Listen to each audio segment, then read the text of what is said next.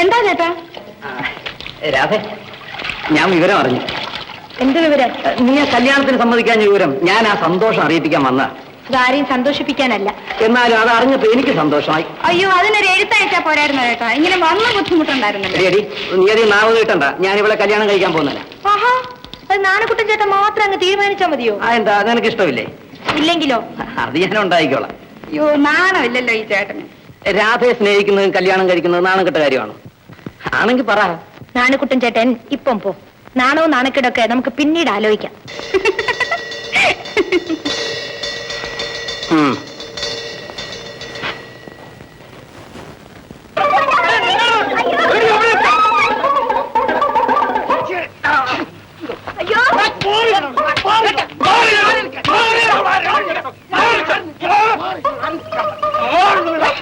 എടീ, നീ വീട്ടിലേക്ക് വരുമല്ലോ, ഒപ്പം കൊണ്ടോളാം. എന്താടാ പത്മനാഭ, നിങ്ങൾ തമ്മിൽ എപ്പോഴും മഴക്കാണല്ലോ. കണ്ടില്ലേ, കുടിച്ച് ബോധമില്ലാതെ വന്നിട്ട് എന്നെ എപ്പോഴും ഇങ്ങനെ ഉപദ്രവിക്കും. അയ്യോ, അതെന്തിനാ പത്മനാഭൻ ചേട്ടാ? ഇവളിപ്പോൾ ഞാൻ പറയുന്നത് ഒന്നും കേൾക്കുന്നില്ല. എനിക്കാണെങ്കിൽ ഒരു ജോലിയില്ല. എന്നാൽ ഇവളെങ്കിലും എന്തെങ്കിലും സമ്പാദിക്കട്ടെ.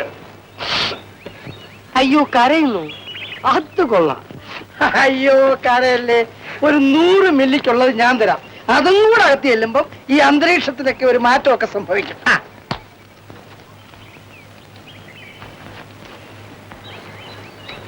പോന്നെ പോ.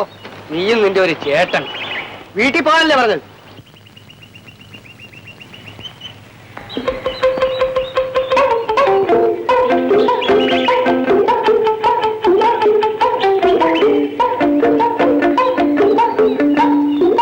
എന്താ ഡ്രൈവറുടെ കൈകൾക്ക്? ഞാനേ ഈ ഡ്രൈവർ ആവുന്നതിന് മുമ്പേ ഒരു നൃത്തം കുറെ അഭ്യസിച്ചിട്ടുണ്ട് കേട്ടോ. അത് പെട്ടെന്ന് എനിക്ക് ഓർമ്മ വന്നു. അത് പോട്ടെ എന്റെ ഡ്രൈവറെ. പാച്ചറെ, സത്യം പറയാമല്ലോ, ഞാൻ അവളെ കല്യാണം കഴിക്കാൻ തീരുമാനിച്ചു. അവളെയോ? അവള് ഈ പ്രദേശത്തൊക്കെ കുറെ ഓടുന്നവളാ. ഞാനും കുറെ ഓടിയവനാ. നീ ഞങ്ങൾ രണ്ടുപേരും കൂടെ ഒന്ന് നിൽക്കാൻ തന്നെ പോവാ. നേരും. അതെ. കുറെ കാലങ്ങളായിട്ട് അവളെ എനിക്കറിയാം. അവള് വെറും പാവമാ. ഇവനാ അവളെ ഈ നിലയിൽ എത്തിച്ചത്. എന്തായാലും ദൈവം നിങ്ങളെ അനുഗ്രഹിക്കട്ടെ.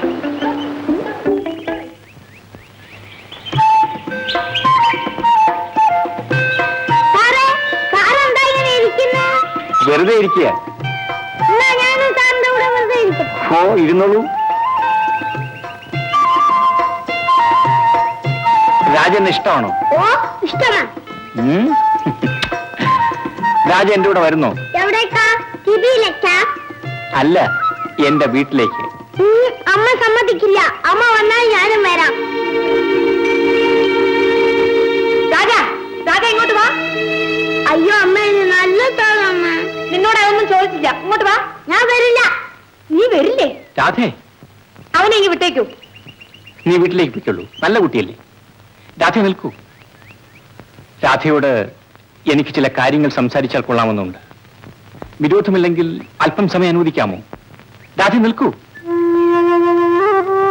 രാധയുടെ ചേച്ചി നശിപ്പിച്ച് സോമൻ എന്ന പണക്കാരനെ പോലെയാണ് ഞാനും എന്ന് കരുതരുത്. ഞാൻ അത്രക്കാരനല്ല.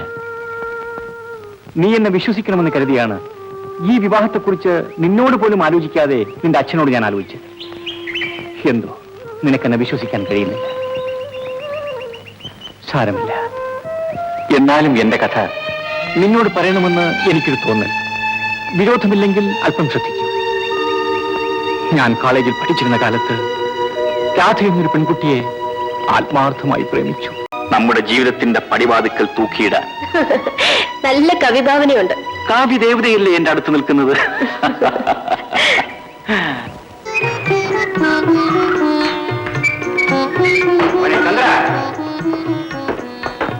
വന്നേ. നിനക്ക് ഒരു കാർ വാങ്ങി തന്നപ്പോ അത് എവിടെയെങ്കിലും ഒന്ന് നിർത്തിയിടാൻ നിനക്ക് എന്താ ഇത്ര മടി? കാർ ഞാനത് നിർത്തിയിട്ട് അങ്ങോട്ട് പോകുന്നത്. ആദ്യമൊക്കെ എങ്ങനെയാ, പിന്നെ പിന്നെ സ്റ്റാർട്ട് ചെയ്യാൻ പോലും മടിയായിരിക്കും. ദേവകി, നീ ഇവന്റെ ആരോഗ്യത്തിന്റെ കാര്യത്തിൽ തീരെ ശ്രദ്ധിക്കുന്നില്ല. കണ്ടില്ലേ ഇവന്റെ കോലം? അവനൊരു കുഴപ്പമില്ല. ആണായിട്ടും പെണ്ണായിട്ടും നമുക്കൊന്നേ ഉള്ളൂ. വേണമെങ്കിൽ സൂക്ഷിച്ചോളൂ. ഞാൻ വരട്ടെ പോലെ. നീ ചെന്ന് കുളിക്ക്. ശരി, ഡ്രൈവർ ഒരു അമ്മ നല്ല സമയമായിരുന്നു. എന്തിനാടാ? അമ്മയോടും അച്ഛനോടും എന്നെ സംബന്ധിക്കുന്ന ഒരു ചെറിയ കാര്യം പറയാനുണ്ടായിരുന്നു. വേണ്ട മോനെ, നിന്റെ അച്ഛനും അമ്മയും അറിയേണ്ടതൊക്കെ അറിഞ്ഞിരിക്കണം. എങ്ങനെ? നിങ്ങൾ ശ്രദ്ധിക്കുന്നില്ലെങ്കിലും നാട്ടുകാരിലൊക്കെ കാണുന്നില്ലേ? ഓഹോ, അപ്പോ എന്റെ ഭാരം തീർന്നു. അമ്മയ്ക്ക് ആളെ മനസ്സിലായോ? മനസ്സിലായി. ഇഷ്ടമായോ? നമ്മുടെ കീഴിൽ ജോലി ചെയ്യുന്ന ഒരാളിന്റെ മകളെ തന്നെ വേണോ നിനക്ക് വിവാഹം കഴിക്കാൻ? നിന്റെ അച്ഛനത് സമ്മതിക്കുമെന്നാണോ നീ വിചാരിച്ചത്? അമ്മേ, രാധ പാവപ്പെട്ടവളാണെങ്കിലും നല്ലവളാണ് അമ്മേ. നല്ലതോ ചീത്തയോ എന്നൊന്നും ഇവിടെ ആരും ചോദിച്ചില്ല. അമ്മേ, നിങ്ങൾ കാര്യമായിട്ടാണോ ഈ പറയുന്നത്? വിവാഹ കാര്യത്തിൽ എന്റെ ഇഷ്ടം നിങ്ങൾ മാനിക്കുമെന്നാണ് ഞാൻ കരുതിയത്. ഇക്കാര്യത്തിൽ ഞങ്ങൾക്ക് വലിയ മോനെ ചില ഇഷ്ടങ്ങളൊക്കെ, അത് നീയും മാനിക്കണ്ടേ? അമ്മേ, എനിക്കിത് വിശ്വസിക്കാൻ വയ്യ. നിന്റെ അച്ഛന് നല്ല സുഖമില്ലെന്ന് നിനക്കറിയാമല്ലോ.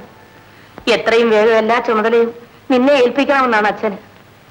അതോടെ നിന്റെ വിവാഹവും നടത്തണമെന്നാണ്. അതിനെന്താ, രാധ എനിക്ക് വിവാഹം ചെയ്തു തന്നേക്കൂ. എന്റെ അമ്മ വിചാരിച്ചാൽ യാതൊരു കുഴപ്പവും കൂടാതെ നടക്കും. ഇല്ല മോനെ, നിന്റെ അച്ഛൻ ജീവിച്ചിരിക്കുന്നിടത്തോളം കാലം ഈ വിവാഹം നടക്കില്ല. അമ്മേ, എന്ന് അച്ഛൻ പറഞ്ഞു? പറഞ്ഞു.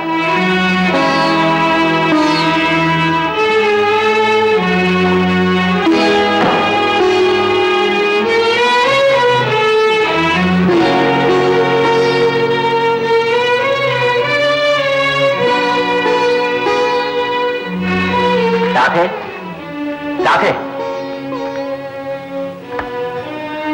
എന്ത് വേണം? രാധ 2 ദിവസമായി കോളേജിൽ വരുന്നില്ല. അവൾക്ക് നല്ല സുഖമില്ല. എന്താണ് അസുഖം? എന്തെങ്കിലും ആവട്ടെ. നിങ്ങളെന്താ ഇങ്ങനെയൊക്കെ സംസാരിക്കുന്നത്? അത് കൊച്ചൻകുന്നിന്റെ അച്ഛനോട് പോയി ചോദിക്കണം. അച്ഛൻ വല്ലതും പറഞ്ഞു? പറയുകയല്ലായിരുന്നു, സാക്ഷ്യം നൽകുകയായിരുന്നു.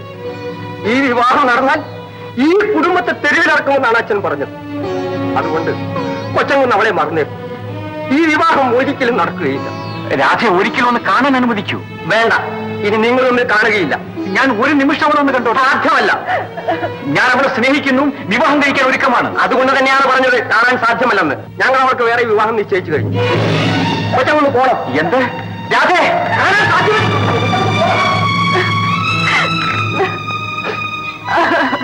രാധേ, ഞാനിപ്പോ പോകുന്നു. നീ എനിക്ക് വേണ്ടി കാത്തിരിക്കുന്നു.